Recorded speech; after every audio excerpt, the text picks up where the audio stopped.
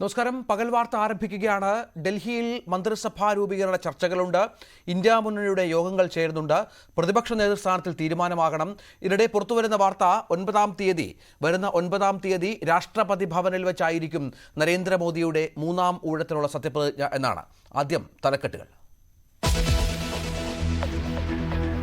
എൻ്റെ പാർട്ടിയുടെ ഉത്തരവാദിത്വം, എൻ്റെ പാർട്ടിയുടെ അവരുടെ നിശ്ചയം, അതിനെ ഞാൻ നിഷേധിക്കില്ല. പക്ഷേ എൻ്റെ സ്റ്റാൻഡ് ഞാൻ അവിടെ വ്യക്തമാക്കും. എൻ്റെ രണ്ട് നേതാക്കളും അത് തീർച്ചയായിട്ടും ഉൾക്കൊള്ളും എന്ന് പറയുന്ന ആത്മവിശ്വാസത്തിൽ ഞാൻ. സുരേഷ് ഗോപി കേന്ദ്രമന്ത്രിസഭയിലേക്ക്, രാജീവ് ചന്ദ്രശേഖരനും സാധ്യത. പ്രധാന വകുപ്പുകൾക്കായി JDUവും TDPയും, സുപ്രധാന വകുപ്പുകൾ BJP നിലനിർത്തും. മന്ത്രിസഭാ ചർച്ചകൾ സജീവം.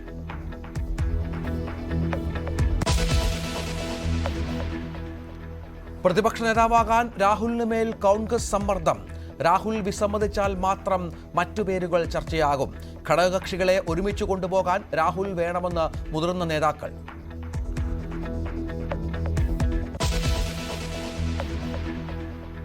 കൂറ്റൻ തോൽവിയിൽ നിന്ന് പാഠം ഉൾക്കൊള്ളാൻ CPM. തിരുത്തി മുന്നോട്ടു പോകുമെന്ന് MV ഗോവിന്ദൻ. ജനങ്ങൾ നൽകിയ മുന്നറിയിപ്പ് അവഗണിക്കില്ലെന്ന് ദേശാഭിമാനി ലേഖനത്തിൽ പാർട്ടി സെക്രട്ടറി.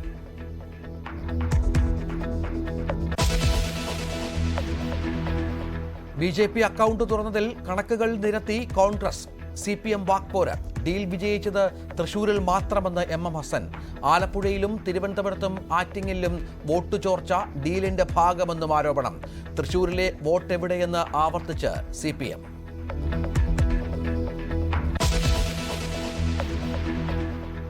കെ മുരളീധരനെ അനുനയിപ്പിക്കാൻ വയനാട് സീറ്റ് നൽകാനും ആലോചന. ലീഗിന് അനുകൂല നിലപാട്.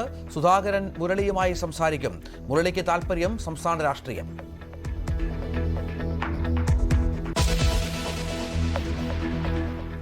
ഷാഫി പറമ്പിൽ ജയിച്ചതോടെ ഉപതെരഞ്ഞെടുപ്പ് ചർച്ചയിലേക്ക് പാലക്കാട്. BT ബൽറാമിനു സാധ്യത.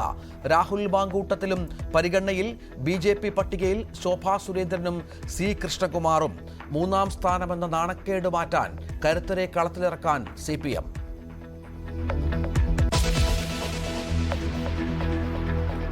രാജ്യസഭാ സീറ്റ് വേണമെന്ന നിലപാടിൽ മാറ്റമില്ലാതെ കേരള കോൺഗ്രസ്. 2 MPമാരുമായി LDFിലെത്തിയ പാർട്ടിയല്ല വിട്ടുവീഴ്ച ചെയ്യേണ്ടതെന്ന് ജോബ് മൈക്കിൾ.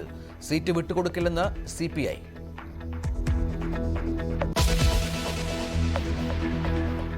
ഇന്ത്യൻ ഫുട്ബോൾ ഇതിഹാസം സുനിൽ ഛേത്രിക്ക് ഇന്ന് അവസാന രാജ്യാന്തര മത്സരം. കുവൈറ്റിനെതിരായ യോഗ്യതാ മത്സരം രാത്രി 7-ന്. വിടവാങ്ങൽ പോരാട്ടം കൊൽക്കത്ത സൗത്ത് ലേക്ക് സ്റ്റേഡിയത്തിൽ.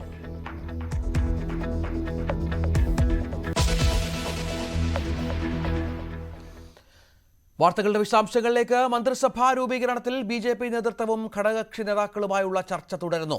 വലിപ്പ വ്യത്യാസമില്ലാതെ ഘടകകക്ഷികൾ ഉന്നയിക്കുന്ന ആവശ്യങ്ങളാണ് മുഖ്യ തടസ്സമായി നിൽക്കുന്നത്. മുതിർന്ന നേതാക്കളായ അമിത്ഷാ, JP നദ്ദ, രാജ്നാഥ് സിംഗ് എന്നിവരാണ് ഘടകകക്ഷി നേതാക്കളുമായി ചർച്ച നടത്തുന്നത്. TDP, JDU എന്നീ അംഗബലം കൂടിയ പാർട്ടികൾ മാത്രമല്ല, 2 അംഗങ്ങൾ മാത്രമുള്ള ദേവഗൌഡയുടെ JDSും 1 അംഗം മാത്രമുള്ള അജിത് പവാറിന്റെ NCPയും പ്രധാന വകുപ്പും ക്യാബിനറ്റ് പദവിയും ആവശ്യപ്പെടുന്നുണ്ട്. കിരൺ ബാബു ഏറ്റവും പുതിയ വിവരങ്ങൾ പങ്കുവെക്കും. കിരൺ, സർക്കാർ രൂപീകരണ ചർച്ചകൾ, ഒപ്പം മന്ത്രിമാരുടെ എണ്ണം, വലിപ്പം, ക്യാബിനറ്റ് റാങ്ക് ആർക്കൊക്കെ, അങ്ങനെ സുപ്രധാനമായ ചർച്ചകൾ പുരോഗമിക്കാൻ ഡൽഹിയിൽ. നമുക്ക് ഏറ്റവും ഒടുവിൽ ലഭിക്കുന്ന വിവരങ്ങൾ ഏതൊക്കെ തലത്തിലാണ്?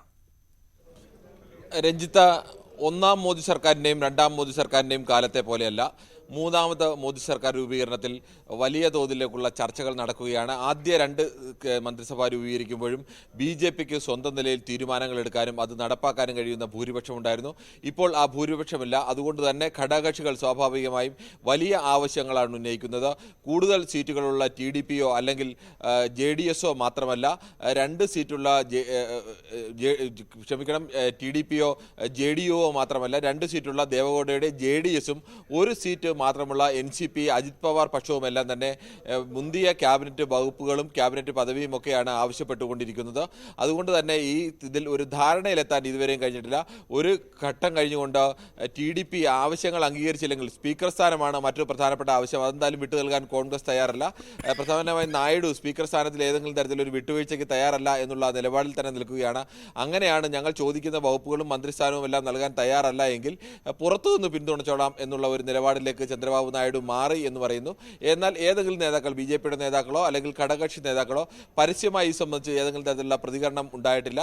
സ്വാഭാവികമായും ഘടകകക്ഷികളുടെ പിന്തുണ കൂടി ഇല്ലാതെ BJPക്ക് ഭരണം സാധ്യമല്ല എന്നുള്ളത് കൊണ്ട് തന്നെ ഘടകകക്ഷികൾ വലിയ ആവശ്യങ്ങളാണ് ഉന്നയിച്ചുകൊണ്ടിരിക്കുന്നത്.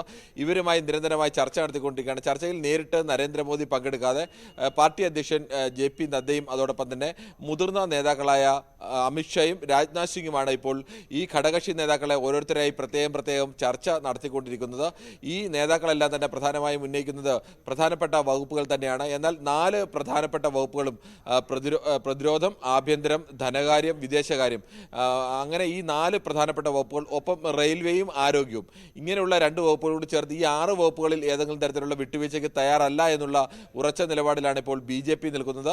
മറ്റ് വകുപ്പുകളിൽ വേണമെങ്കിൽ ആലോചിക്കാം എന്നുള്ള നിലപാടാണ്. പക്ഷേ ഈ ഘടകകക്ഷികളൊന്നും തന്നെ അങ്ങനെ ഏതെങ്കിലും വകുപ്പ് പഴയതുപോലെ ഏതെങ്കിലും അവർക്ക് ലഭിക്കുന്ന വകുപ്പുകൾ ഏറ്റെടുത്ത് കൊണ്ട് തൃപ്തരാകാൻ തയ്യാറല്ല. അവർ സ്വാഭാവികമായും ഈ ഘട്ടത്തിൽ ഭീഷണിയോ അല്ലെങ്കിൽ ആ തരത്തിലേക്ക് വിലപേശലിനുള്ള ശ്രമങ്ങളെല്ലാം പരമാവധി നടത്തും. പ്രത്യേകിച്ച് 2 പ്രധാനപ്പെട്ട ഘടകകക്ഷി നേതാക്കൾ നിതീഷ് കുമാറും അതോടൊപ്പം തന്നെ ചന്ദ്രബാബു നായിഡുമാണ്. ഇവർക്ക് 2 പേർക്കും ഈ വിഷയത്തിൽ ദീർഘകാല പരിചയവും ഒക്കെ ഉള്ളതാണ്. പലതരത്തിലുള്ള മന്ത്രിസഭയുടെ ഭാഗമായി പലതവണ ഇരുന്നിട്ടുള്ളവരാണ്. അതുകൊണ്ട് തന്നെയാണ് അവർ അത്തരത്തിലേക്കുള്ള ആവശ്യങ്ങളൊക്കെ ഉന്നയിക്കുന്നത്. എന്തായാലും വരും ദിവസങ്ങളിൽ ഒരു ചർച്ചയിലൂടെ ഇത് പരിഹരിക്കാൻ കഴിയുമെന്നും ഇവരുടെ ആവശ്യങ്ങൾ ഒരു പരിധിവരെ അംഗീകരിച്ചുകൊണ്ട് ഒരു സമവായത്തിലെത്താൻ കഴിയും എന്നുള്ള പ്രതീക്ഷയിലാണ് ഇപ്പോൾ BJP നേതൃത്വം ഉള്ളത്. അങ്ങനെ ഒരു ഘട്ടത്തിലേക്ക് പോകുന്നതിന് മുന്നോടിയായി കൂടിയാണ് നരേന്ദ്രമോദി നേരിട്ട് ചർച്ചയിൽ പങ്കെടുക്കാതെ ഈ 3 പ്രധാനപ്പെട്ട നേതാക്കളെ ഇവരുമായി സമവായ ചർച്ചകൾക്ക് നിയോഗിച്ചിട്ടുള്ളത്. അതാണ് പ്രധാന കാര്യം. ഒപ്പം ഈ BJPക്ക് സമ്മർദ്ദമായി നേരത്തെ കിരൺ പറഞ്ഞ പോലെ ഈ പ്രധാന രാഷ്ട്രീയ കക്ഷികളുടെ ആവശ്യങ്ങളുണ്ട്. പക്ഷെ അപ്പോഴും പ്രധാനപ്പെട്ട വകുപ്പുകളെല്ലാം BJPയുടെ പക്കലായിരിക്കും. സ്പീക്കർ സ്ഥാനം വിട്ടുകൊടുക്കുക എന്നുള്ളതൊക്കെ സമ്മതിച്ചുകൊണ്ട്, ഒപ്പം ചന്ദ്രബാബു നായിഡുവിന് NDA കൺവീനർ സ്ഥാനമടക്കം വാഗ്ദാനം ചെയ്തുകൊണ്ടുള്ള തരത്തിലുള്ള നീക്കങ്ങൾ ഉണ്ടാകാം. മറ്റ് കക്ഷികളെയും പരിഗണിക്കേണ്ടി വന്നേക്കാം സ്വാഭാവികമായും. പക്ഷേ ഈ പ്രധാനപ്പെട്ട വകുപ്പുകളുടെ കാര്യത്തിൽ ഒരു വിട്ടുവീഴ്ചയ്ക്ക് BJP തയ്യാറാകില്ലല്ലോ. മറ്റൊരു വാർത്ത പുറത്തു വരുന്നത് ഈ TDP ഒക്കെ പുറത്തുനിന്ന് പിന്തുണയ്ക്കാനുള്ള സാധ്യത എന്ന തരത്തിലാണ്. അത് യാഥാർത്ഥ്യമാകാൻ സാധ്യതയുണ്ടോ, അതോ കാര്യങ്ങളെല്ലാം ഏതാണ്ട് ചർച്ച ചെയ്ത് പരിഹരിച്ച് 9ാം സത്യപ്രതിജ്ഞ തലത്തിലേക്ക് കാര്യങ്ങൾ എത്തുന്നുണ്ടോ?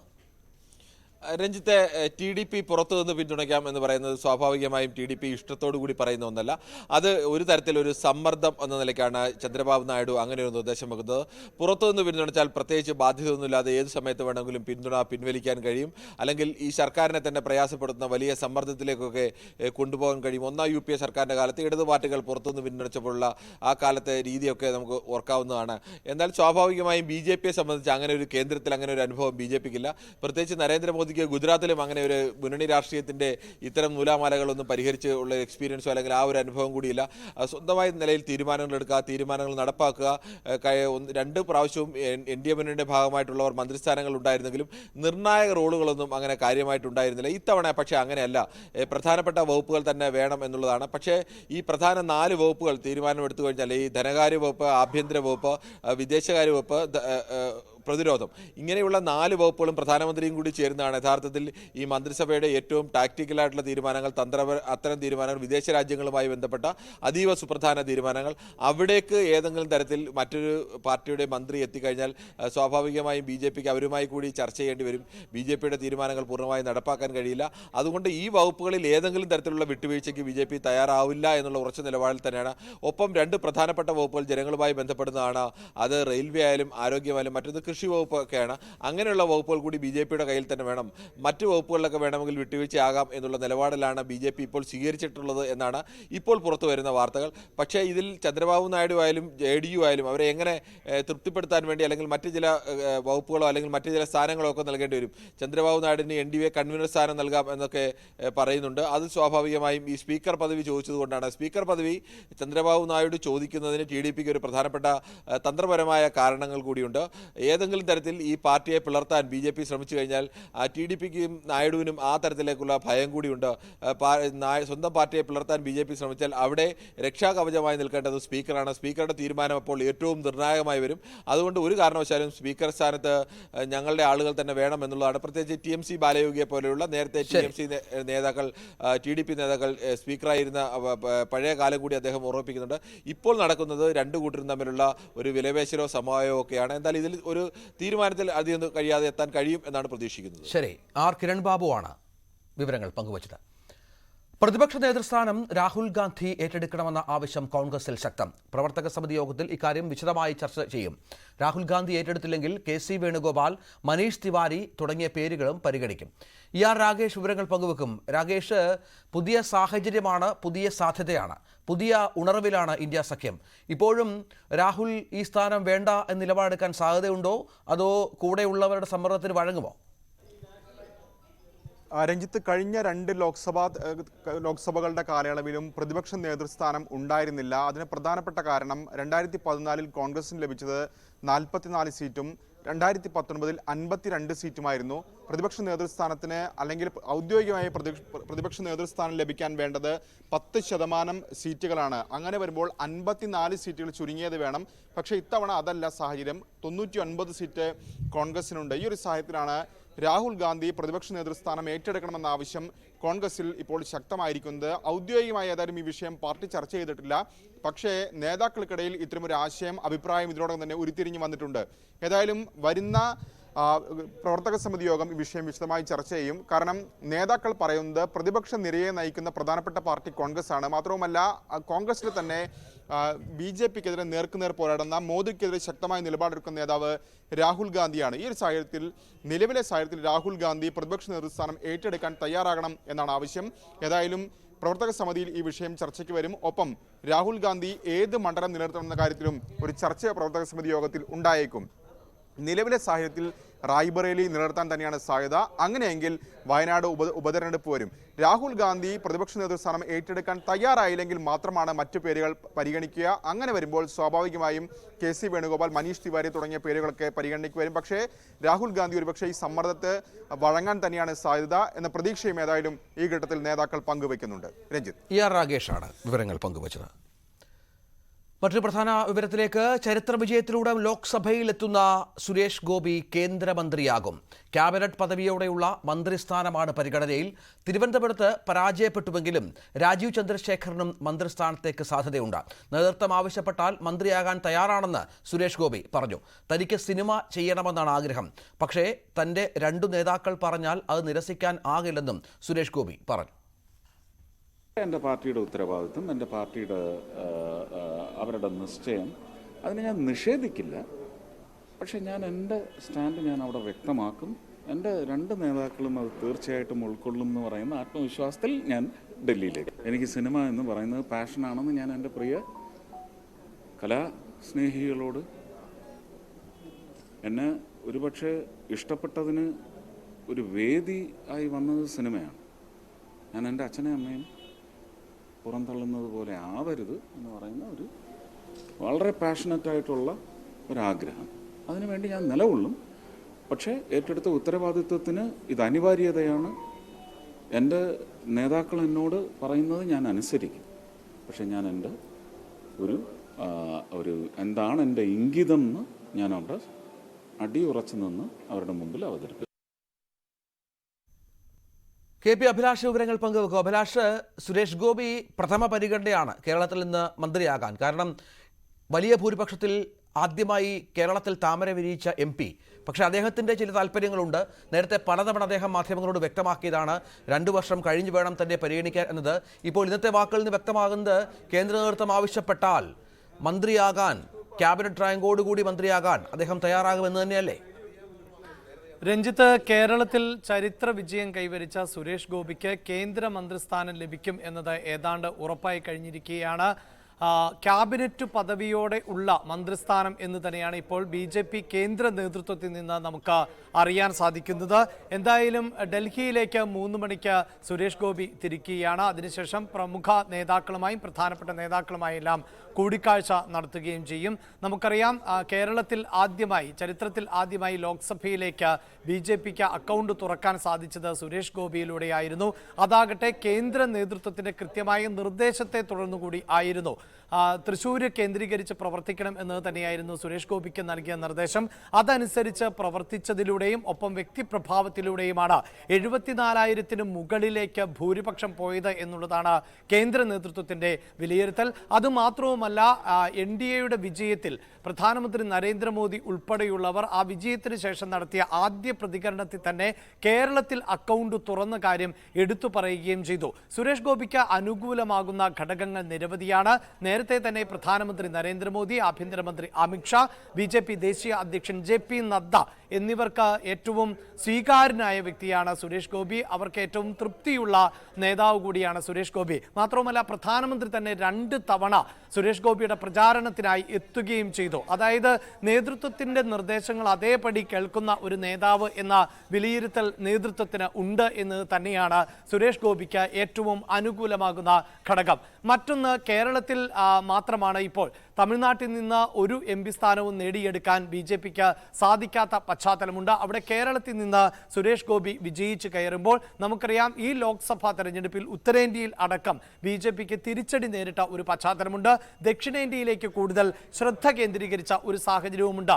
ഇത് തുടരും എന്നാണ് നമുക്ക് മനസ്സിലാക്കാൻ സാധിക്കുന്നത്. അങ്ങനെയെങ്കിൽ ദക്ഷിണേന്ത്യയിൽ നിന്നുള്ള ഒരു പ്രധാനപ്പെട്ട മന്ത്രി, പ്രധാനപ്പെട്ട വകുപ്പ് തന്നെ കൈകാര്യം ചെയ്യുന്ന മന്ത്രിയായി സുരേഷ് ഗോപി മാറും എന്ന വിലയിരുത്തലുകളും ഇപ്പോൾ പുറത്തു വരുന്നുണ്ട്. മാത്രവുമല്ല, ഇതിനു മുമ്പ് നമുക്കറിയാം PC തോമസും O രാജഗോപാലും അടൽ ബിഹാരി വാജ്പേയി സർക്കാരിന്റെ കാലഘട്ടത്തിൽ കേരളത്തിൽ നിന്ന് മന്ത്രി ആയവർ ആണ്. 1ാം മോദി സർക്കാരിൽ അൽഫോൺസ് കണ്ണന്താനം മന്ത്രിസ്ഥാനം വഹിച്ചിരുന്നു. V മുരളീധരനും രാജീവ് ചന്ദ്രശേഖരനും ആയിരുന്നു 2ാം മോദി സർക്കാരിൽ കേരളത്തിൽ നിന്നുള്ള മലയാളികളായിട്ടുള്ള മന്ത്രിമാർ. എന്നാൽ ഇവരെക്കാൾ മികച്ച ഒരു പ്രകടനവും പ്രഭാവവും കാഴ്ചവെക്കാൻ സുരേഷ് ഗോപിക്ക് സാധിക്കും എന്നുകൂടിയാണ് കേന്ദ്ര നേതൃത്വത്തിന്റെ വിലയിരുത്തൽ. സുരേഷ് ഗോപി അല്പസമയം മുമ്പ് ഇക്കാര്യത്തിൽ, അതായത് മന്ത്രി സ്ഥാനം ഏറ്റെടുക്കാൻ ഒരുക്കമാണ് എന്ന് പറയുകയും ചെയ്ത പശ്ചാത്തലമുണ്ട്. ഒപ്പം ഒരു കാര്യം കൂടി സൂചിപ്പിക്കേണ്ടത്, നാളെയായി പാർലമെന്ററി പാർട്ടി യോഗം കൂടും. MP-മാർ രാഷ്ട്രപതിയെ സമ്മതം ഒപ്പിട്ട് നൽകേണ്ടതുണ്ട്. നരേന്ദ്രമോദിയെ പ്രധാനമന്ത്രി അതിനുള്ള തയ്യാറെടുപ്പുകളുമായാണ് അദ്ദേഹം ഇന്ന് 3 മണിക്ക് അല്പസമയത്തിനകം അദ്ദേഹം നെടുമ്പാശ്ശേരി വഴി ഡൽഹിയിലേക്ക് പോകുന്നത് എന്ന് നമുക്കറിയാം. ഒരു ക്യാബിനറ്റ് റാങ്കിൽ കാര്യങ്ങൾ എത്തുമെന്ന പ്രതീക്ഷയും നമുക്കുണ്ട്. അതൊരു പക്ഷേ സംഭവിക്കുകയും ചെയ്തേക്കാം. ഒപ്പം രാജീവ് ചന്ദ്രശേഖർ എന്ന തിരുവനന്തപുരത്ത് വലിയ പോരാട്ടം കാഴ്ചവെച്ച് പരാജയപ്പെട്ടുവെങ്കിൽ പോലും തരൂരിനെ ഏറ്റവും ഒടുവിൽ വരെ വിറപ്പിച്ച് ജയിച്ച, അതും കേന്ദ്ര ശ്രദ്ധയിൽപ്പെട്ടിട്ടുണ്ടല്ലോ. അതും പ്രധാനപ്പെട്ട കാര്യമാണല്ലോ. വരുന്ന വർഷങ്ങളിലും രാജീവ് ചന്ദ്രശേഖർ തിരുവനന്തപുരം കേന്ദ്രീകരിച്ച് പ്രവർത്തിക്കാനുള്ള അവസരം ഉണ്ടാകുമെന്നാണ് മനസ്സിലാകുന്നത്. അദ്ദേഹത്തെയും പരിഗണിക്കുന്നുണ്ടാകും, ഒരുപക്ഷെ തോറ്റിട്ടുണ്ട് എങ്കിൽ തന്നെയും.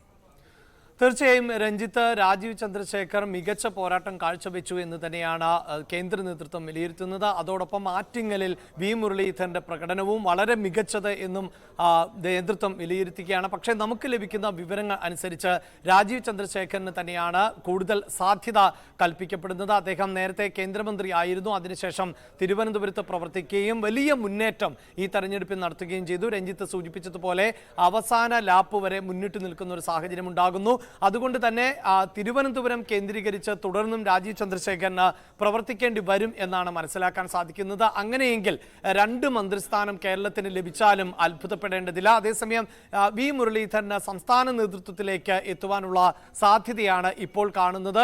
ആ നിലയിൽ V മുരളീധരനേക്കാൾ കൂടുതൽ പരിഗണിക്കപ്പെടുന്നത് രാജീവ് ചന്ദ്രശേഖരൻ തന്നെ ആണ് എന്നാണ് നമുക്ക് ഈ ഘട്ടത്തിൽ മനസ്സിലാക്കാൻ സാധിക്കുന്നത്.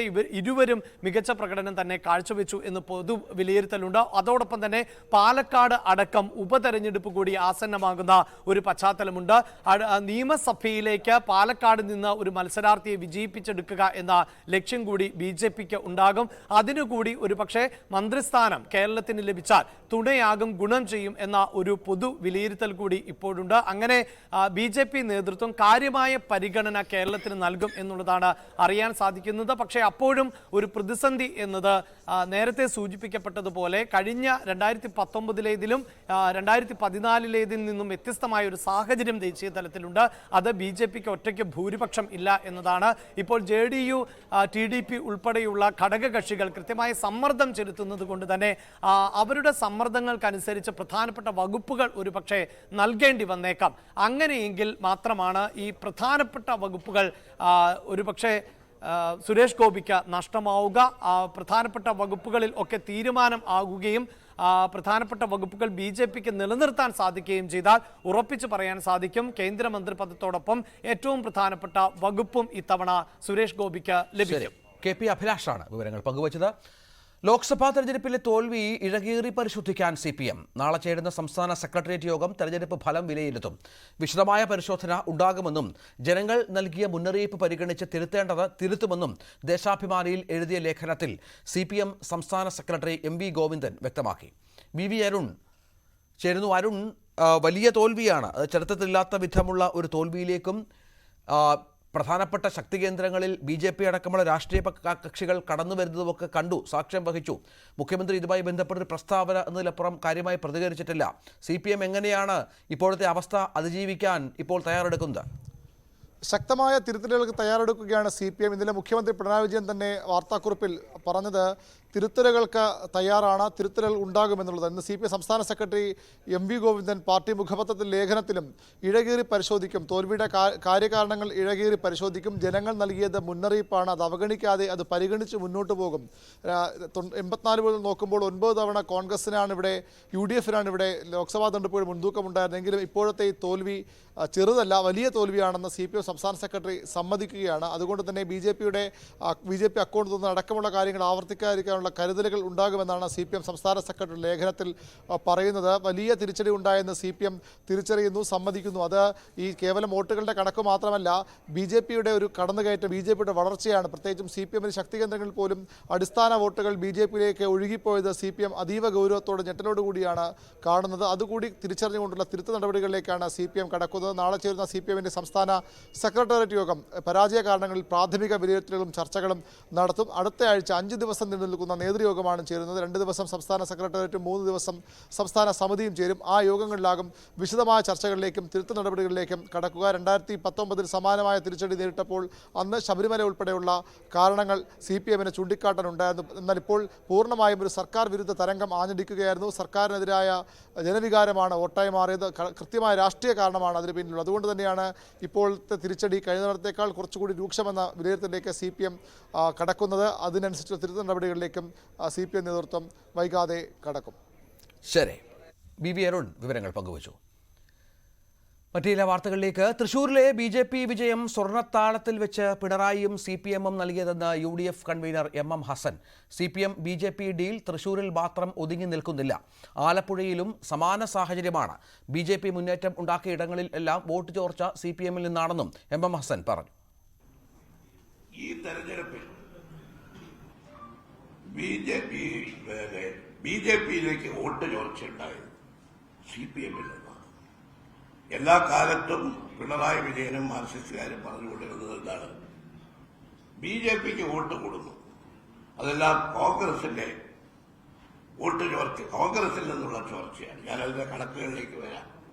പക്ഷെ ഇപ്പോ ഈ തെരഞ്ഞെടുപ്പിൽ അത് പറഞ്ഞിട്ടില്ല, ഇതുവരെ പറയാത്തതിന്റെ കാരണം എന്താ?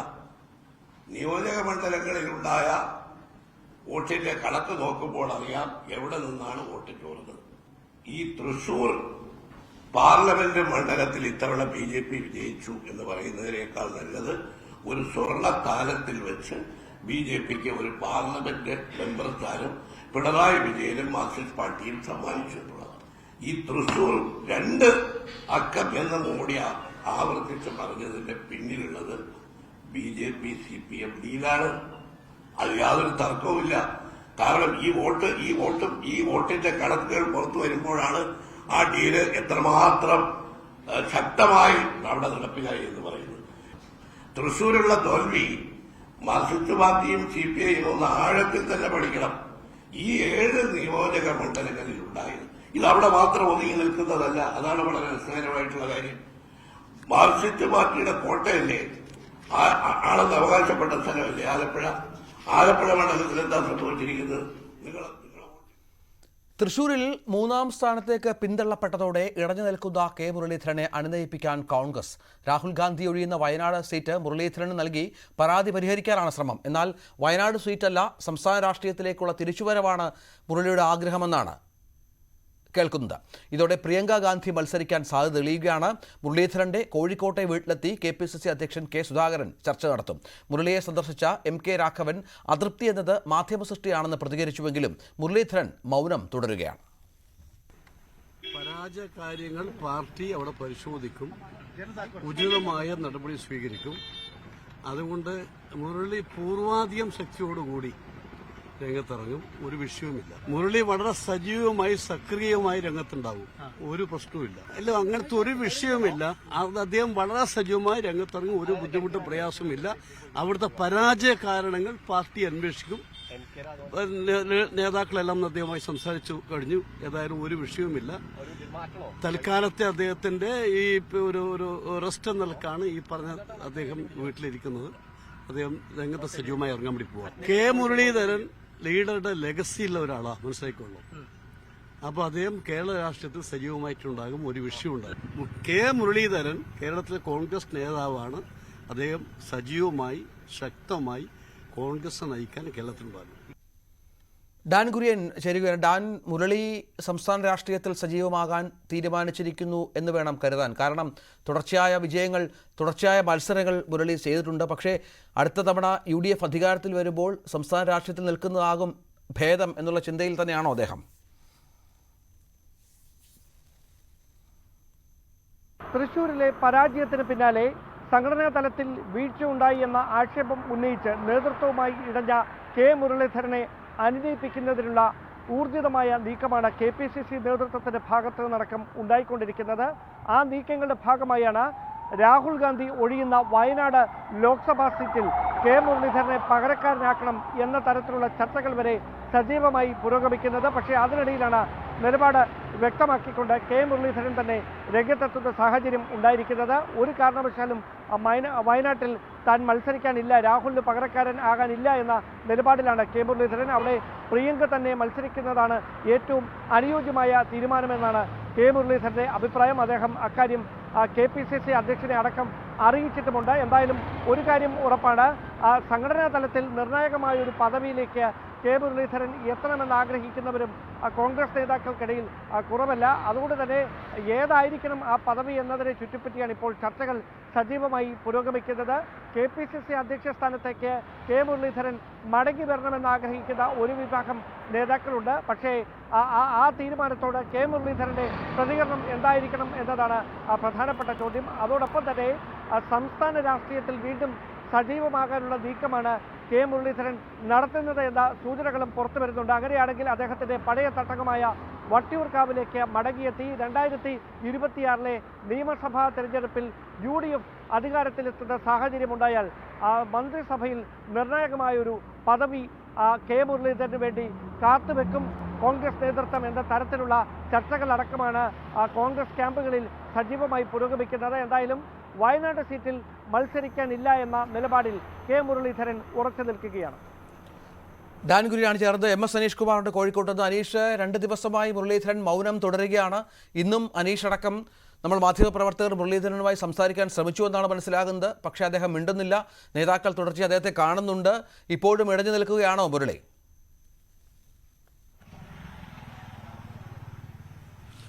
തീർച്ചയായും കഴിഞ്ഞ 2 ദിവസമായി മാധ്യമപ്രവർത്തകരുമായി അദ്ദേഹം പ്രതികരിച്ചിട്ടില്ല.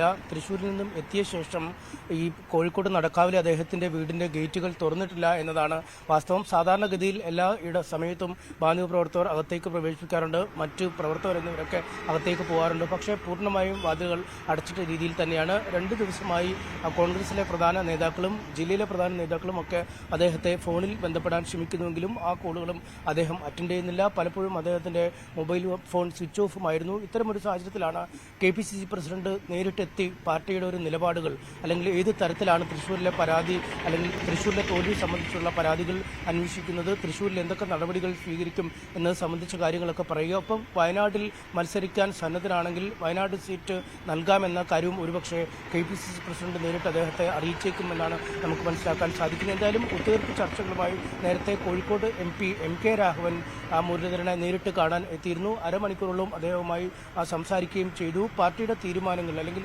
പ്രാഥമിക തലത്തിലെ മുന്നൊരുക്കത്തിനുള്ള കാര്യങ്ങൾ അദ്ദേഹം മുന്നോട്ട് വെച്ചു. പ്രത്യേകിച്ചും ഈ തൃശ്ശൂരിൻ്റെ തോൽവിയെക്കുറിച്ച് പാർട്ടി വിശദമായി അന്വേഷിക്കുകയും ഈ ഉത്തരവാദികൾക്കെതിരെ കർശനമായ നടപടികൾ എടുക്കുകയും ചെയ്യുമെന്ന പാർട്ടിയുടെ സന്ദേശം കൈമാറി. എന്നാൽ അദ്ദേഹം ഇതിനോടൊന്നും അനുകൂലമായി പ്രതികരിച്ചില്ല എന്നാണ് നമുക്ക് മനസ്സിലാക്കാൻ കഴിയുന്നത്. അദ്ദേഹത്തെ സന്ദർശിച്ച ശേഷം MK രാഘവൻ പറയുന്നത് സജീവമായി തന്നെ അദ്ദേഹം പൊതുരംഗത്തുണ്ടാവും. കേരളത്തിലെ ഏറ്റവും പ്രധാനപ്പെട്ട കോൺഗ്രസിന്റെ നേതാവാണ് മുരളീധരൻ. താൽക്കാലികമായി തെരഞ്ഞെടുപ്പിന് ശേഷമുള്ള ഒരു താൽക്കാലിക വിശ്രമത്തിലാണ് മുരളീധരൻ എന്നൊക്കെ പറയുന്നെങ്കിലും ഒരു തരത്തിലുമുള്ള വിട്ടുവീഴ്ചയ്ക്ക് അദ്ദേഹം ഇനിയും തയ്യാറായിട്ടില്ല എന്നാണ് മനസ്സിലാക്കാൻ കഴിയുന്നത്. ദീർഘകാലാടിസ്ഥാനത്തിലുള്ള പദ്ധതികൾ തന്നെയാണ് മുരളീധരന്റെ മനസ്സിലെന്നാണ് ഇപ്പോൾ മനസ്സിലാക്കാൻ കഴിയുന്നത്. തൽക്കാലം കേന്ദ്രത്തിലേക്ക് പോകാൻ അല്ലെങ്കിൽ ലോക്സഭാ തെരഞ്ഞെടുപ്പിൽ മത്സരിക്കാനുള്ള ഒരു താല്പര്യം അദ്ദേഹം പ്രകടിപ്പിക്കില്ല.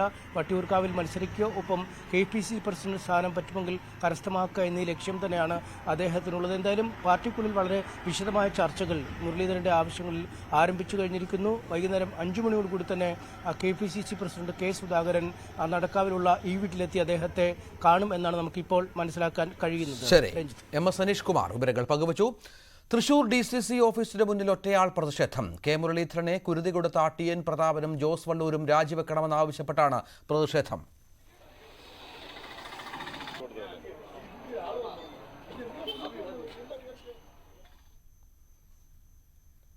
രാജ്യസഭാ സീറ്റിനെ ചൊല്ലി ഇടതുമുന്നണിയിൽ പ്രതിസന്ധി രൂക്ഷം.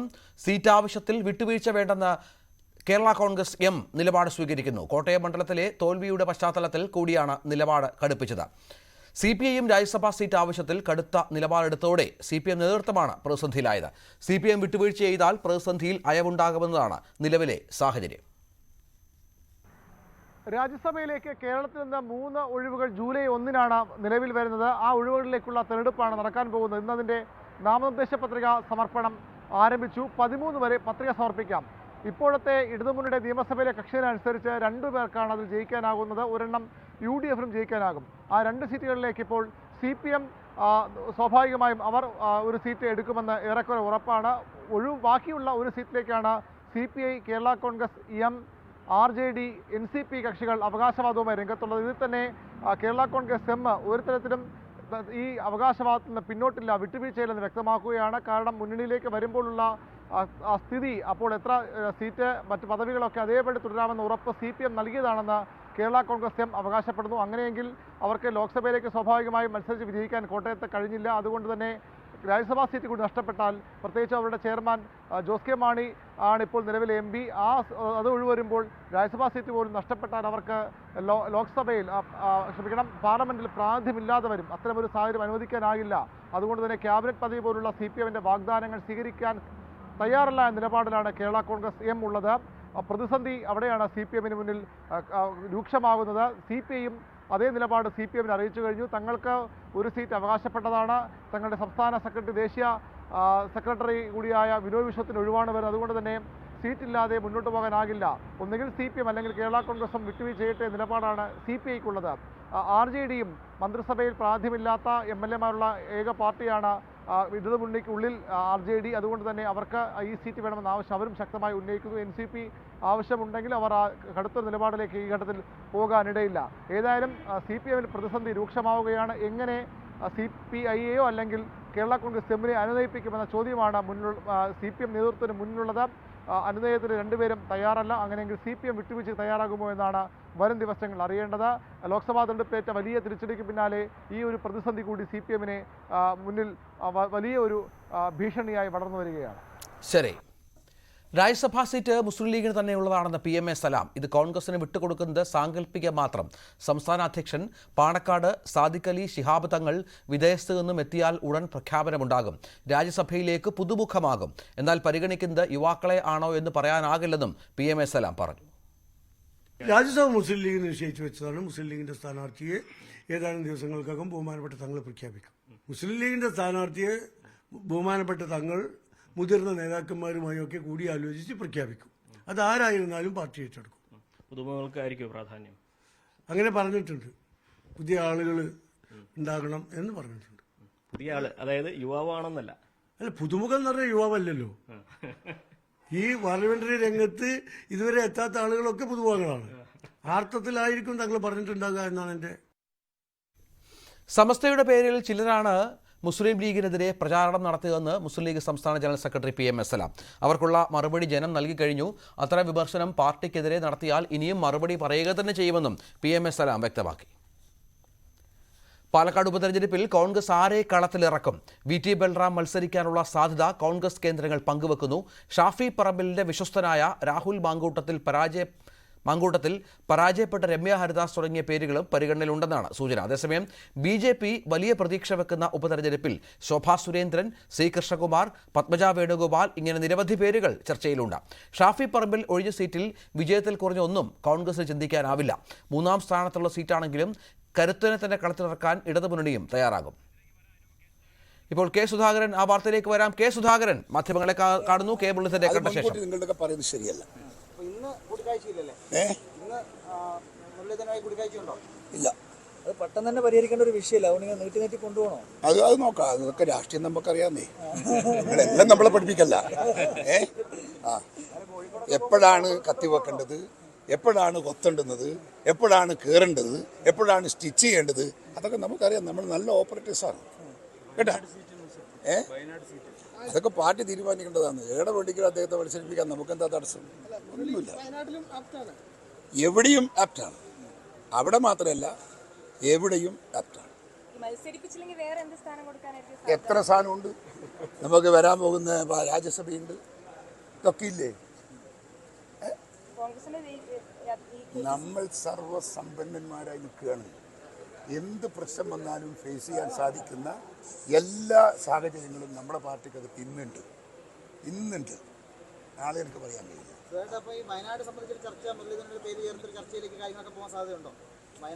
അതെന്നെ പറഞ്ഞുകൊണ്ടിരിക്കുക. ഇല്ല എന്ന് പറഞ്ഞില്ലേ? വയനാട് എന്തെങ്കിലും പറയാം. അത് അദ്ദേഹത്തിൻ്റെ തീരുമാനം വരാതെ അതൊന്ന് ആലോചിക്കാൻ പറ്റുമോ? രാഹുൽ ഗാന്ധിന്റെ തീരുമാനം വരണ്ടേ? അതിനെ ഇഷ്ടമില്ല തീരുമാനിക്കാൻ പറ്റുമോ? പാലക്കാട് ഉപതെരഞ്ഞെടുപ്പ് വരുവാണല്ലോ, അവിടെ നമ്മള് എന്താണ് നമ്മുടെ ഒരു പരിഗണന? എന്താ, അത് പാർട്ടിയല്ലേ തീരുമാനിക്കുക? കേസ് ധാരണ ഞാൻ ഒറ്റയ്ക്ക് തീരുമാനിച്ചാൽ പാർട്ടി അംഗീകരിക്കോ?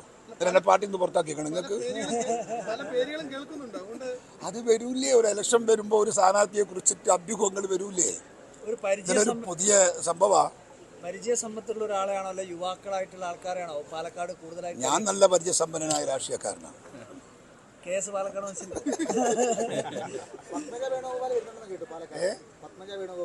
അത് പാലക്കാട് കാണാൻ പറ്റുന്നതാ.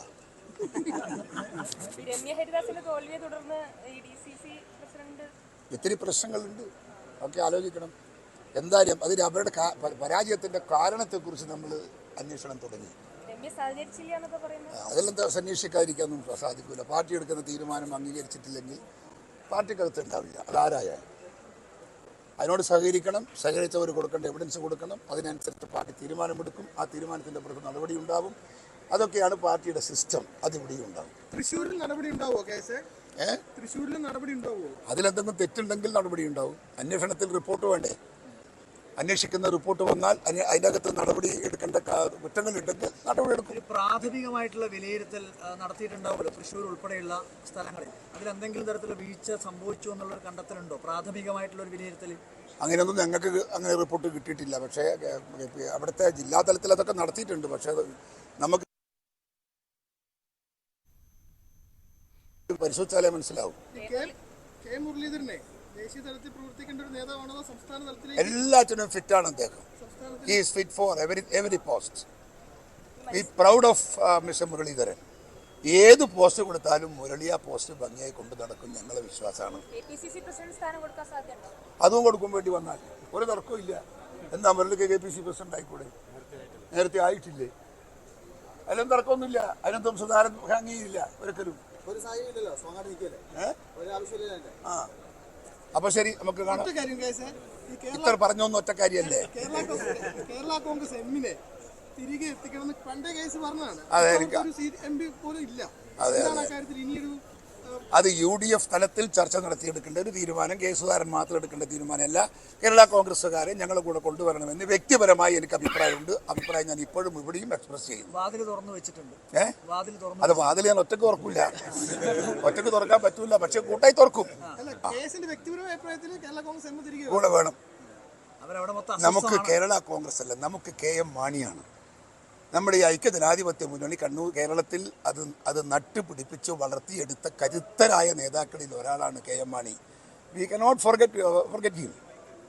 നമുക്ക് അദ്ദേഹത്തെ മറക്കാൻ സാധിക്കില്ല. അദ്ദേഹം ഒരു ഓർമ്മയാണ്, സ്ഥായിയായ ഓർമ്മയാണ്. അതുകൊണ്ടാണ് അതിൻ്റെ ഓണർഷിപ്പാണ് നമ്മൾ കൊടുക്കുന്നത് കേരള കോൺഗ്രസിന്. അങ്ങോട്ട് വന്നാലും ചർച്ച നടക്കും, ഇല്ലെങ്കിൽ നമ്മൾ ആവശ്യമെങ്കിൽ കെ സുധാകരൻ മാധ്യമങ്ങളെ കാണുകയായിരുന്നു. കെ മുരളീധരനെ കുറിച്ചാണ് കൂടുതലും പറഞ്ഞത്. He's fit for any post, അതായത് മുരളീധരൻ ഏത് പോസ്റ്റിലേക്കും ഫിറ്റാണ് എന്ന് പറയുന്നു. എവിടെയും മത്സരിപ്പിക്കാം, ഏത് സ്ഥാനത്തേക്കും കൊണ്ടുവരാം, വേണമെങ്കിൽ KPCC അധ്യക്ഷനുമാക്കാം എന്നാണ് കെ സുധാകരൻ പറയുന്നത്. പക്ഷേ അതൊക്കെ പാർട്ടി കൂട്ടായി തീരുമാനമെടുക്കുമെന്ന് അദ്ദേഹം പറയുന്നു. നേരത്തെ പാലക്കാട് മണ്ഡലത്തിലെ ഉപതെരഞ്ഞെടുപ്പുമായി ബന്ധപ്പെട്ട വാർത്തയിലേക്കായിരുന്നു വിനേഷ് കുമാർ തയ്യാറാക്കിയ റിപ്പോർട്ടിലേക്ക്. വരും ദിവസങ്ങളിൽ മുന്നണികളിൽ പ്രധാന ചർച്ചയാവുന്നത് പാലക്കാട് തന്നെയായിരിക്കും. പാലക്കാട് ഉപതെരഞ്ഞെടുപ്പുമായി ബന്ധപ്പെട്ടുകൊണ്ട് എങ്ങനെ മുന്നോട്ട് പോകാം എന്നുള്ളത് സംബന്ധിച്ചുള്ള ചർച്ചകളായിരിക്കും മുന്നണികളിൽ ഉണ്ടാവുക.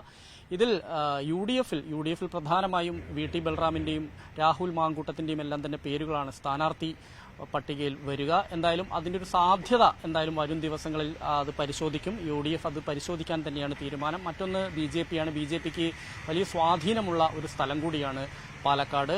പ്രധാനമായും ശോഭാ സുരേന്ദ്രന്റെ പേര് പരിഗണനയിലുണ്ട്. ഒപ്പം തന്നെ നടൻ ഉണ്ണി മുകുന്ദന്റെ പേരും പരിഗണനയിലുണ്ട്. ഒപ്പം തന്നെ പത്മജിയുടെ പേരും കൂടി ഇവിടെ പറഞ്ഞു കേൾക്കുന്നുണ്ട്. ഇതിൽ ആരാണ് കൂടുതൽ ആളുകളെ സ്വാധീനിക്കാൻ കഴിയുക എന്നുള്ളത് നോക്കി തന്നെയായിരിക്കും സ്ഥാനാർത്ഥി നിർണയം ഉണ്ടാവുക. LDFൽ M സ്വരാജിന്റെ ഉൾപ്പെടെയുള്ള പേരുകൾ സജീവ പരിഗണനയിലുണ്ട്. ഇനി മറ്റേതെങ്കിലും സ്ഥാനാർത്ഥികൾ ആളുകളെ കൂടുതൽ ഒരു ക്രൗഡ് പുള്ളറായ ഒരു സ്ഥാനാർത്ഥികളെ കൊണ്ടുവരാൻ കഴിയുമോ എന്ന് LDFും നോക്കുന്നുണ്ട്. എന്തായാലും അത്തരത്തിലുള്ള ചർച്ചകൾ തന്നെയായിരിക്കും ഉണ്ടാവുക. ഒരു സെലിബ്രിറ്റി പരിവേഷമുള്ള ഒരാളെ തന്നെ നിർത്തുക എന്നുള്ളതായിരിക്കും ഈ പാർട്ടികൾ, ഈ മുന്നണികളെല്ലാം അങ്ങനെ ഒരു തീരുമാനത്തിലേക്ക് എത്തും. അങ്ങനെ വരുമ്പോഴാണ് ഇപ്പോൾ നമുക്കറിയാം ഷാഫി ചെറിയ ഭൂരിപക്ഷത്തിനാണെങ്കിൽ പോലും കഴിഞ്ഞ 2 തവണയും പാലക്കാട് വിജയഗാഥ രചിച്ചത് നമ്മൾ കണ്ടതാണ്. ഇതിൽ പ്രധാനമായും CPMന്റെ വോട്ടുകളും BJPയിൽ ഒരു വിഭാഗത്തിന്റെ വോട്ടുകളെല്ലാം തന്നെ ഷാഫിക്ക് അന്ന് ലഭിച്ചതാണ്. പ്രധാനമായി കൽപ്പാത്തിയിലെ ഒരു ബ്രാഹ്മൺസിന്റെ ബെൽറ്റിൽ നിന്ന് അവിടെ വലിയൊരു സ്വാധീനം ഉണ്ടാക്കാൻ ഷാഫിക്ക് കഴിഞ്ഞിട്ടുണ്ട്. അതുകൊണ്ട് തന്നെ ഷാഫിക്ക് ശേഷം വരുന്ന ആൾക്ക് അങ്ങനെ ഒരു സ്വാധീനം ഉണ്ടാക്കാൻ കഴിയുമോ എന്നുള്ളതും UDF പരിശോധിക്കുന്നുണ്ട്. അങ്ങനെ വരികയാണെങ്കിൽ ഷാഫിയുമായി അടുത്ത ബന്ധം പുലർത്തുകയും ഷാഫിക്കൊപ്പം നിൽക്കുകയും ചെയ്യുന്ന രാഹുൽ മാങ്കൂട്ടത്തിന് തന്നെയാണ് പ്രഥമ പരിഗണന. ഒപ്പം തന്നെ VT ബൽറാമിന്റെ ആ ഒരു സെലിബ്രിറ്റി പരിവേഷം കൂടുതൽ ഉപയോഗിക്കാൻ കഴിയും എന്നുള്ളൊരു വിലയിരുത്തൽ കൂടി എന്തായാലും UDFനും കോൺഗ്രസിനുമുണ്ട്. പക്ഷേ തൽക്കാലം വിട്ടുവരാൻ VT ബൽറാമിന് താല്പര്യമില്ല എന്നാണ് അറിയാൻ കഴിയുന്നത്. LDFന് കഴിഞ്ഞ തവണ അത്രയൊന്നും ആരും അറിയപ്പെടുന്ന ഒരു സ്ഥാനാർത്ഥിയായിരുന്നില്ല പ്രമോദ്. കാരണം പ്രമോദിന് അധികം അത്രത്തോളം പാർട്ടിയിൽ സജീവമായി നിൽക്കുന്ന ഒരാളുമല്ല എന്നുള്ളത് എടുത്തു പറയേണ്ടതാണ്. പിന്നെ BJPയിൽ പത്മജ വന്നു കഴിഞ്ഞാൽ ഒരു പക്ഷേ കോൺഗ്രസിലെ പോലും വോട്ടുകൾ മറിക്കാൻ കഴിയും എന്നുള്ളൊരു പ്രതീക്ഷ എന്തായാലും ഉണ്ട്. പക്ഷേ അത് എത്രത്തോളം സാധ്യമാവുമെന്നുള്ളത് കണ്ടറിയണം. മാത്രമല്ല ഉണ്ണി മുകുന്ദൻ ഇവിടെ പാലക്കാട്ടുകാരനാണ്, ഒറ്റപ്പാലത്ത് താമസമാക്കിയ ആളാണ്. അയാൾ കൃത്യമായി തന്നെ ഒരു സംഘപരിവാർ രാഷ്ട്രീയത്തെ ഫോളോ ചെയ്യുന്ന ആളാണ്. അതുകൊണ്ട് തന്നെ അയാളെ സ്ഥാനാർത്ഥിയാക്കണം എന്ന് ആവശ്യപ്പെടുന്നവരുമുണ്ട്. ശോഭാ സുരേന്ദ്രനും ഉണ്ണി മുകുന്ദന്റെയും പേരുകൾക്ക് സജീവമായി തന്നെ പരിഗണനയിൽ ഇപ്പോഴും BJPയുടെ പരിഗണനയിൽ ഉള്ള ഒരു കാര്യം തന്നെയാണ്. എന്തായാലും നമുക്കറിയാം പ്രധാനമായും ഈ പഞ്ചായത്ത്, അതായത് 3 പഞ്ചായത്തുകളും 4 മുനിസിപ്പാലിറ്റി തന്നെയാണ് പ്രധാനം. നഗരത്തിൽ BJPക്ക് വലിയ സ്വാധീനമാണുള്ളത്. മുനിസിപ്പാലിറ്റി ഭരിക്കുന്നത് BJPയാണ്. പിന്നെയുള്ളത് കണ്ണാടി പഞ്ചായത്താണ്. കണ്ണാടി പഞ്ചായത്തിൽ മാത്രമാണ് LDF ഭരിക്കുന്നത്.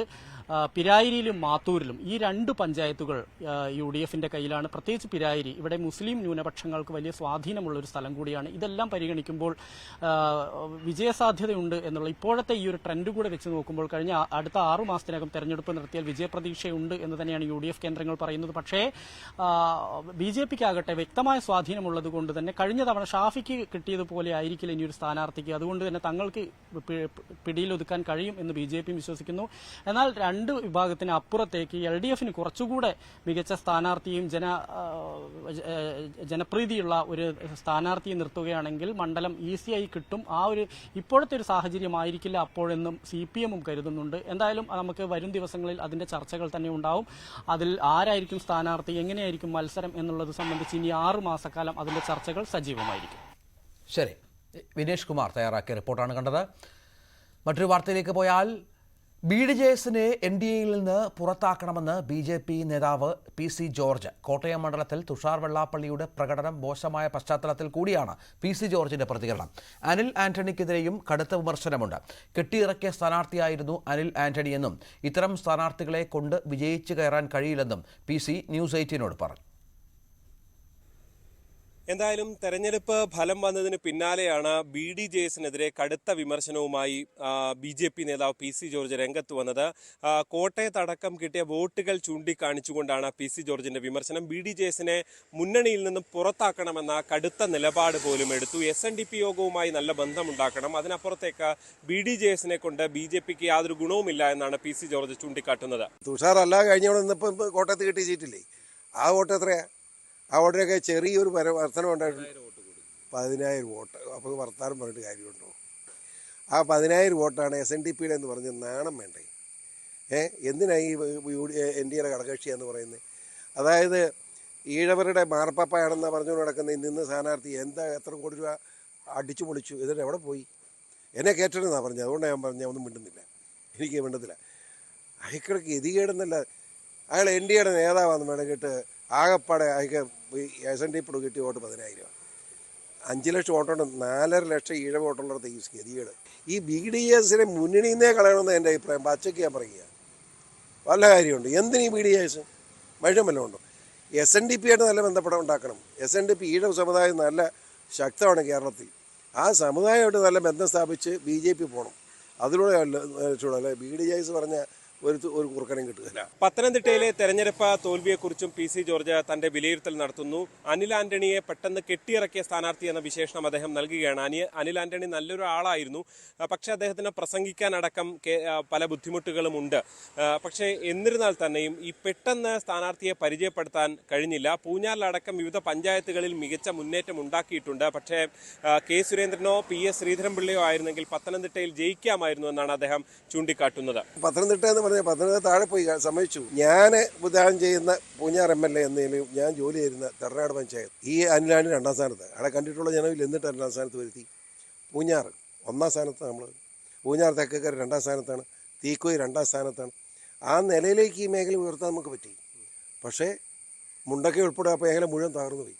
കാരണം സ്ഥാനാർത്ഥിയായിട്ട് ബന്ധമില്ല. ഈ അനിൽ ആന്റണി നല്ലൊരു ചെറുപ്പക്കാരനാണ്, അറിവുള്ളവനാണ്, വിവരമുള്ളവനാണ്. പക്ഷേ അനിലിനെപ്പറ്റി ജനങ്ങൾക്കറിയില്ല, കേരളമായിട്ടൊരു ബന്ധമില്ല. മുകളിൽ നിന്നിങ്ങനെ കെട്ടിയിറക്കിയ ഒരു സ്ഥാനാർത്ഥി എന്നാണ് പേരുദോഷം വന്നത്. അത് മാറ്റിയെടുക്കാൻ തന്നെ നമുക്ക് സമയം കിട്ടിയില്ല. പിന്നെ ഒരു മനുഷ്യനും അറിയില്ല, മലയാളം നല്ലോണം പ്രസംഗിക്കാൻ അറിയത്തില്ല. അതുകൊണ്ട് കഴിഞ്ഞ നാളിൽ നിന്ന് സുരേന്ദ്രൻ തന്നെ അങ്ങ് നിന്ന് ജയിച്ചതിന് ഇത്തവണ. എന്തായാലും തെരഞ്ഞെടുപ്പിന് മുൻപ് SNDPയുമായും ഒപ്പം തന്നെ BDJSുമായുള്ള തന്റെ ഒരു അകലം അത് വീണ്ടും തെരഞ്ഞെടുപ്പിന് ശേഷവും കുറച്ചുകൂടി തുറന്നു പറയുകയാണ് PC ജോർജ് ചെയ്തിരിക്കുന്നത്.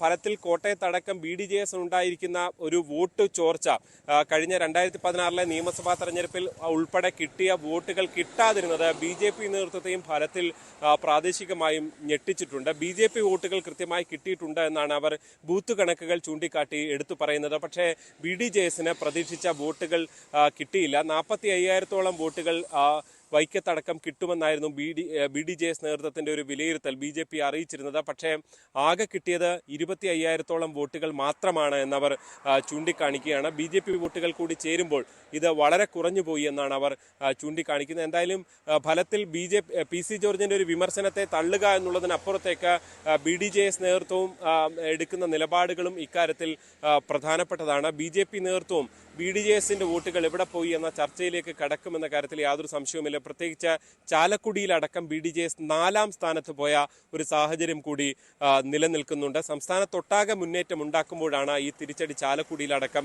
ഉണ്ടായത് എന്നതാണ് ശ്രദ്ധേയം. എന്തായാലും ഇക്കാര്യത്തിൽ BJP എടുക്കുന്ന തുടർ നടപടികൾ അത് എങ്ങനെയായിരിക്കും എന്നുള്ളതാണ് കാത്തിരുന്നു കാണേണ്ടത്. കാസർഗോഡ് ചെർക്കളയിൽ ഗതാഗത നിയമം ലംഘിച്ച് ഷാഫി പറമ്പിലിന്റെ വിജയം ആഘോഷിച്ച് മുസ്ലിം ലീഗ് പ്രവർത്തകർ. ഓടുന്ന വാഹനത്തിൽ പടക്കം പൊട്ടിച്ചാണ് ആഹ്ലാദ പ്രകടനം സംഘടിപ്പിച്ചത്. പടക്കം പൊട്ടിച്ച് നഗരത്തിലൂടെ ഏറെ നേരം വാഹനം സഞ്ചരിച്ചു. ഷാഫി പറമ്പിൽ ഫാൻസ് ആലമ്പാടി എന്ന ബാനർ ഉയർത്തിയായിരുന്നു വിജയാഹ്ലാദം.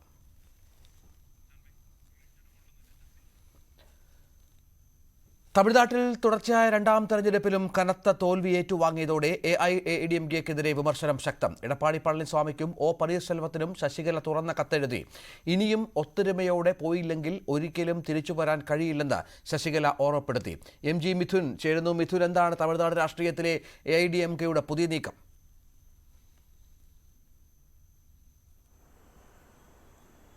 രഞ്ജിത്ത്, കഴിഞ്ഞ രണ്ട് തെരഞ്ഞെടുപ്പിലും കനത്ത തോൽവി തന്നെയാണ് AIADMKയ്ക്ക് അവിടെ ലോക്സഭാ തെരഞ്ഞെടുപ്പിൽ ഉണ്ടാവുകയും ചെയ്തത്. 2019 തേനിയിൽ മാത്രം വിജയിക്കാനായെങ്കിൽ ഇത്തവണ ഒരിടത്തു പോലും വിജയിക്കാൻ AIADMKയ്ക്ക് സാധിച്ചിട്ടില്ല. ഈ ഒരു സാഹചര്യം വിലയിരുത്തിക്കൊണ്ടാണ് ശശികല ഇരു നേതാക്കൾക്കും തുറന്ന കത്തെഴുതുകയും ചെയ്തത്. ഇനിയെങ്കിലും ഒത്തൊരുമയോടെ പോയില്ല എങ്കിൽ പാർട്ടി അവിടെ അന്യം നിന്നു പോകും. ഒപ്പം തന്നെ ജനങ്ങൾ പാർട്ടിയിലേക്ക് അടുക്കാത്തൊരു സ്ഥിതിവിശേഷം ഉണ്ടാകും. അത്തരത്തിലൊരു കാര്യത്തിലേക്ക് പോകരുത് എന്നുള്ളൊരു നിർദ്ദേശമാണ് ശശികല മുന്നോട്ട് വയ്ക്കുകയും ചെയ്തിരിക്കുന്നത്. നേരത്തെ തന്നെ ഒ പനീർശെൽവവുമായി ശശികല കൂടിക്കാഴ്ച നടത്തുകയും ഒപ്പം തന്നെ ഇരുവരും തമ്മിൽ രമ്യതയിൽ കാര്യങ്ങൾ പരിഹരിച്ച് മുന്നോട്ട് പോകാനുള്ളൊരു നീക്കത്തിലേക്ക് എത്തണം എന്നുള്ളൊരു അഭ്യർത്ഥന അവർ മുന്നോട്ട് വെച്ചിരുന്നു. പക്ഷേ ഒ പനീർശെൽവത്തിന് അതിൽ കാര്യമായ എതിർപ്പൊന്നും ഉണ്ടായില്ല എന്നാണ് മനസ്സിലാക്കാൻ സാധിക്കുന്നത്. പക്ഷേ എടപ്പാടി പളനിസ്വാമി യാതൊരു തരത്തിലും അടുക്കാൻ സാധ്യതയില്ല എന്നാണ് മനസ്സിലാക്കുന്നത്. കാരണം ഈ ഒരു ചിഹ്നവുമായി ബന്ധപ്പെട്ടും ഒപ്പം തന്നെ ആരുടെ പാർട്ടിയാണ് AIADMK എന്നുള്ളത് ചോദ്യം ചെയ്ത മദ്രാസ് ഹൈക്കോടതിയിൽ നിന്ന് അനുകൂല വിധി ഉണ്ടായത് എടപ്പാടി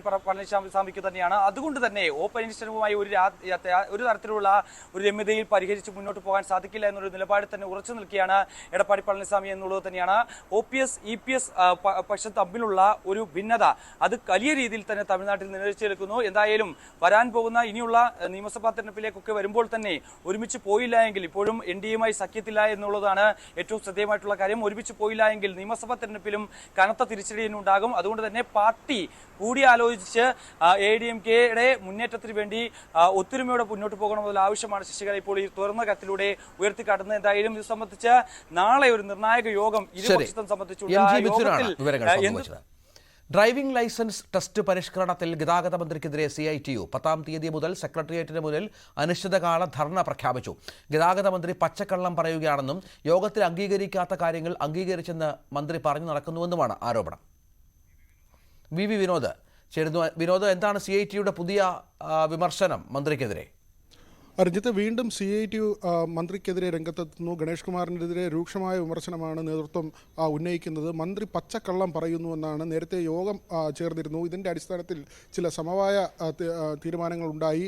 എന്നാൽ യോഗത്തിലുണ്ടാകാത്ത കാര്യങ്ങൾ കൂടി മന്ത്രി പുറത്തു പറഞ്ഞു നടക്കുകയാണ്. ഒരു ഇടത് മന്ത്രിസഭയിലെ അംഗത്തിന് എങ്ങനെയാണ് ഇങ്ങനെ പച്ചക്കള്ളം പറയാൻ കഴിയുന്നതെന്ന ചോദ്യമാണ് CITU നേതൃത്വം ചോദിക്കുന്നത്. മാത്രവുമല്ല, 10-ാം തീയതി സെക്രട്ടേറിയറ്റിന് മുന്നിൽ വീണ്ടും അനിശ്ചിതകാല സമരം തുടരുകയാണ്.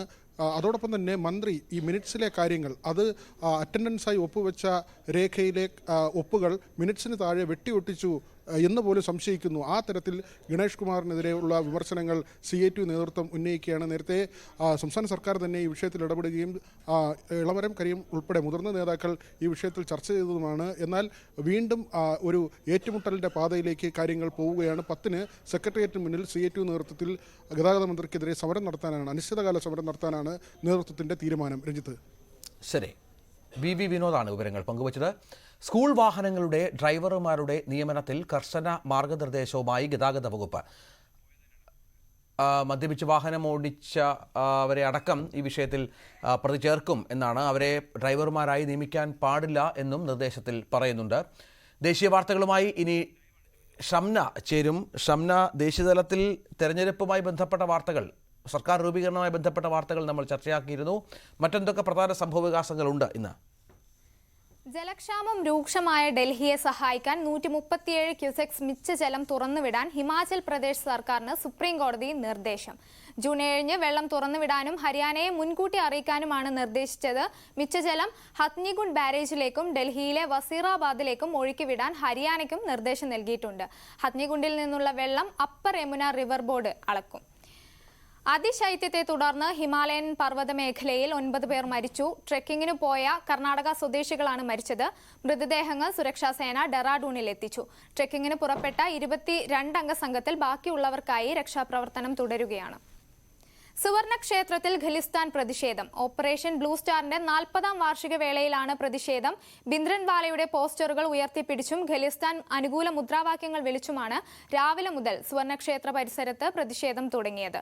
സുരക്ഷ ശക്തമാക്കുന്നതിന്റെ ഭാഗമായി സുവർണക്ഷേത്രത്തിലും പഞ്ചാബിന്റെ വിവിധ ഭാഗങ്ങളിലും കേന്ദ്രസേനയെ വിന്യസിച്ചിട്ടുണ്ട്. രാജ്യത്തുടനീളം കനത്ത ഉഷ്ണതരംഗങ്ങൾക്ക് ശേഷം മഴയെത്തി. ശക്തമായ കാറ്റോടും ഇടിമിന്നലോടും കൂടി ഡൽഹി, മുംബൈ, ബംഗളൂരു നഗരങ്ങളിൽ പെട്ടെന്ന് മഴ പെയ്തു. ചുഴലിക്കാറ്റ് വ്യാപിച്ചതാണ് കാരണം. വരും ദിവസങ്ങളിൽ മഴയുണ്ടാകുമെന്ന് കേന്ദ്ര കാലാവസ്ഥാ വകുപ്പ് അറിയിച്ചു. പാലക്കാട് നെല്ലിയാമ്പതിയിൽ യാത്രക്കാർക്ക് നേരെ പാഞ്ഞെടുത്ത് കാട്ടാനക്കൂട്ടം. പോത്തുണ്ടി കൈകാട്ടി ചുരം പാതയിലെ വ്യൂ പോയിന്റിന് സമീപമാണ് സംഭവം. ബൈക്ക് ഉപയോഗിച്ച് യാത്രക്കാർ ഓടി രക്ഷപ്പെട്ടു. KSTB ജീവനക്കാരായ രതീഷ്, പ്രസാദ്, മറ്റു ബൈക്കിൽ സഞ്ചരിച്ച ശിവദാസ്, വിനീഷ് എന്നിവരാണ് അത്ഭുതകരമായി രക്ഷപ്പെട്ടത്.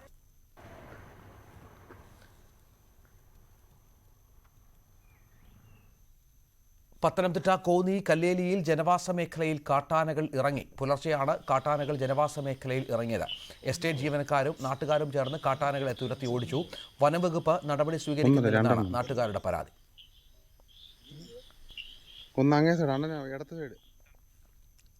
സംസ്ഥാനത്ത് മഴ കനക്കുന്നു. 8 ജില്ലകളിൽ ഇന്ന് യെല്ലോ അലേർട്ടാണ്. ആലപ്പുഴ, എറണാകുളം, ഇടുക്കി, തൃശൂർ, മലപ്പുറം, കണ്ണൂർ, കാസർഗോഡ് ജില്ലകളിലാണ് മുന്നറിയിപ്പുള്ളത്.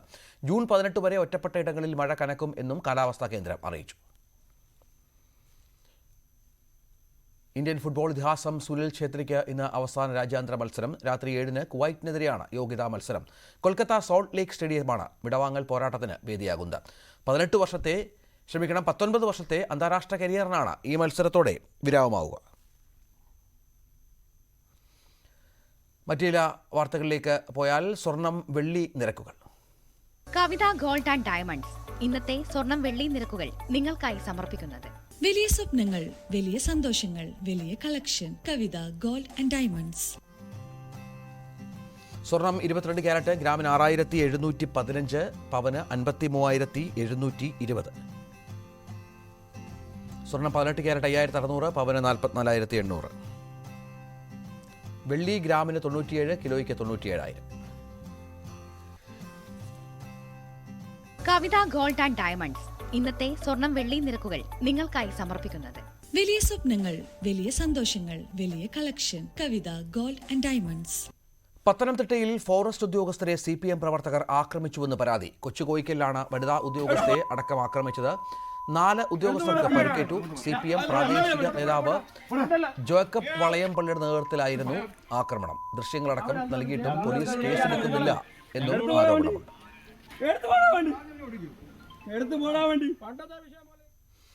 ആലപ്പുഴ മെഡിക്കൽ കോളേജിൽ പ്രതിഷേധം. നവജാത ശിശു മരിച്ചത് അധികൃതരുടെ അനാസ്ഥ മൂലമെന്നാണ് ബന്ധുക്കളുടെ പരാതി. വണ്ടാനം സ്വദേശി മനുവിന്റെയും സൗമ്യയുടെയും 7 ദിവസം മാത്രം പ്രായമുള്ള കുഞ്ഞാണ് മരിച്ചത്. പ്രസവവേദന വന്നിട്ടും സൗമ്യയെ ലേബർ റൂമിലേക്ക് മാറ്റിയില്ലെന്നും വാർഡിൽ കിടന്നാണ് പ്രസവിച്ചതെന്നും ബന്ധുക്കൾ പറയുന്നു. പകൽ വാർത്ത പൂർണ്ണമാവുകയാണ്. നമസ്കാരം.